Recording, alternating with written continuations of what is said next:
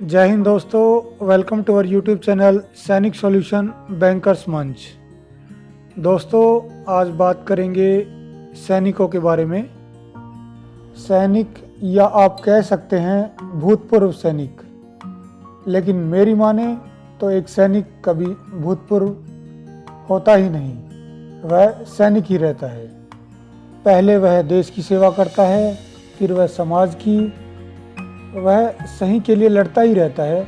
यहाँ पर मैं बात कर रहा हूँ दोस्तों सच्चे सैनिक की, जिसके ज़मीर में, जिसके खून में ईमानदारी व देशभक्ति भरी हो।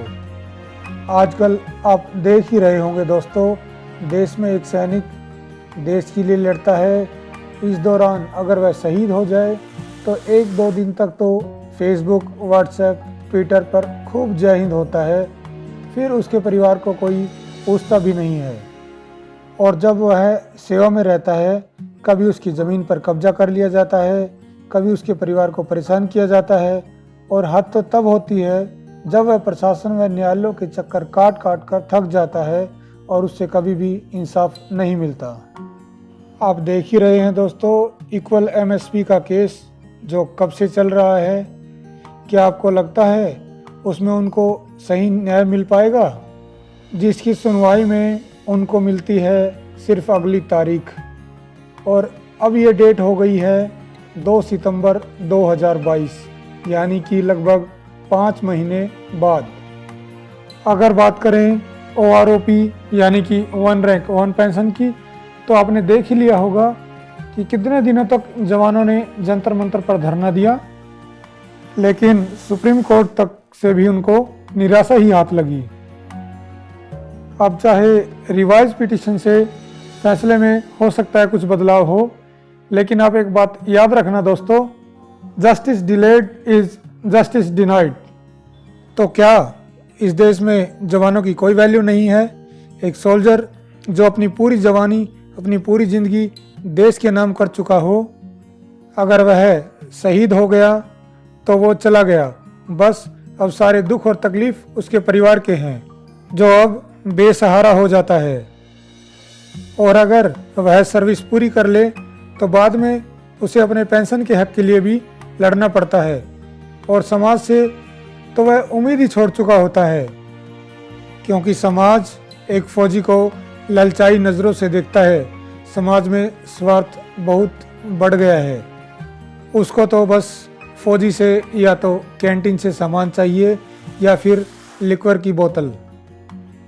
उनको नहीं पता कि फौजी की क्या वैल्यू होती है। ये बात उनको पता चलेगी उन देशों से जो आप देख ही रहे हो, जो युद्ध से बर्बाद हो रहे हैं। रिटायरमेंट के बाद एक सैनिक जो अपनी जवानी, अपना शरीर देश पर लुटा चुका है, कितना जीता होगा? परसेंट देखी जाए तो बहुत कम है दोस्तों जो लंबा जी पाते हैं, नहीं तो उनकी बाकी ज़िंदगी इन मुकदमों के चक्रों में कट जाती है और बिना हक मिले ही ऊपर जाना पड़ता है। क्या ये सरकार की जिम्मेदारी नहीं है कि बिना इन सब के उनका ध्यान रखा जाए, जबकि हर पेंशनर जो सरकार का कर्मचारी है उसको देखना, उसकी समस्याओं का समाधान करना सरकार का कर्तव्य है। एक MLA या MP 5 साल पद पर रहने के बाद जितनी बार भी चुना जाता है उतनी बार पेंशन लेता है। अगर वह 1 या 2 दिन के लिए भी MP या MLA बन जाए तो उसकी पेंशन फिक्स हो जाती है, और उसकी सैलरी व भत्तों व पेंशन में मनचाही बढ़ोतरी होती है। यहाँ पर एक फौजी को 15 या 20 साल नौकरी करने के बाद मामूली पेंशन मिलती है, जबकि बाकी सरकारी कर्मचारियों को NPS स्कीम में वो भी नसीब नहीं होती।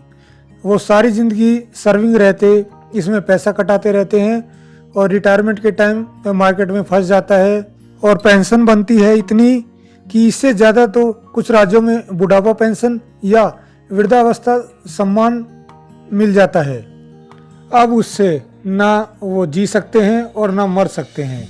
और ओल्ड पेंशन स्कीम से कम महंगाई भत्ते यानी डियरनेस रिलीफ में कुछ वृद्धि तो होती थी, लेकिन न्यू पेंशन स्कीम में तो मरने तक वही रहती है। सरकार को जवानों की पेंशन उस पर बोझ दिखती है, जबकि जो MLA या MP 5-5 पेंशन ले रहे हैं उनका कुछ नहीं है। क्या इनका क्राइटेरिया नहीं बनना चाहिए?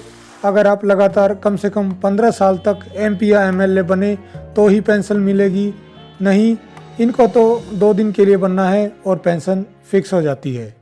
आजकल तो पेंशन के बोझ के चलते सैनिक भी ठेके पर लिए जाएंगे, वो भी 3 साल के लिए।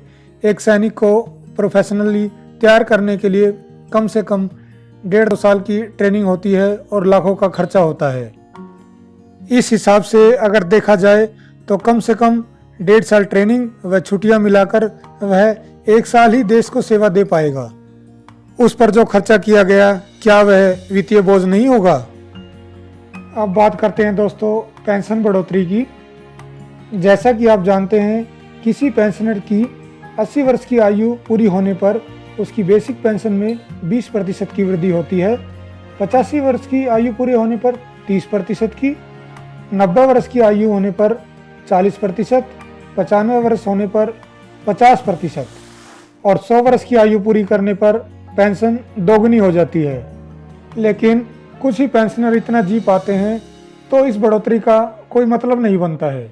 तो इस क्रम में प्रपोज किया कि यह वृद्धि 65 वर्ष की आयु से ही होनी चाहिए, यानी कि 65 वर्ष की आयु पूरी होने पे 5%, 70 वर्ष होने पे 10%, 75 वर्ष होने पे 15% और 80 वर्ष होने पे 20% की वृद्धि हो। पार्लियामेंट्री स्टैंडिंग कमेटी ने गवर्नमेंट को रिकमेंडेशन भेजा है कि यह वृद्धि 65 वर्ष की आयु से ही हो, जिसमें 65 वर्ष की आयु होने पर 5% की वृद्धि हो और उसके बाद हर वर्ष 1% की वृद्धि हो। तो दोस्तों, यह थी आज की जानकारी। अगर वीडियो अच्छी लगे तो शेयर ज़रूर करें और चैनल को सब्सक्राइब करना ना भूलें। धन्यवाद दोस्तों।